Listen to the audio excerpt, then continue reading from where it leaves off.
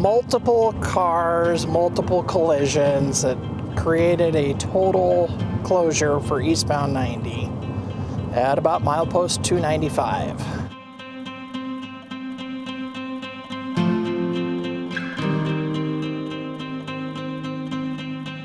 In a scene like today, where we were there probably 40 minutes after the original collision occurred, I'm looking for a game plan on how to get the roadway back open and get traffic flowing again.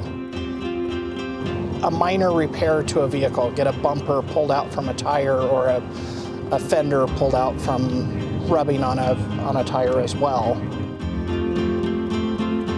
Let's get everything moved to one side of the scene, preferably the right if we can, and then we can get some traffic flowing.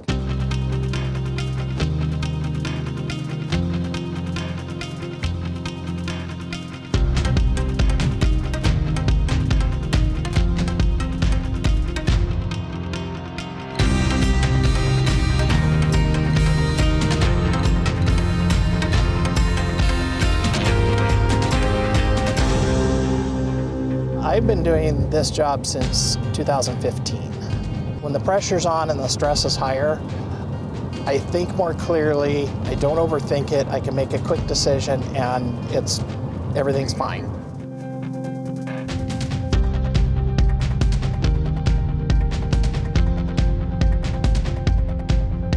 I love to problem solve, and it comes in many facets out here. There's, from trying to do a minor repair enough to get somebody off the roadway, or what do I need to do with traffic to get it flowing, or a collision scene. How am I going to make this the safest I can for other responders? You have to be able to multitask out here. That's one thing that if you get overwhelmed easy, this is not the job for you.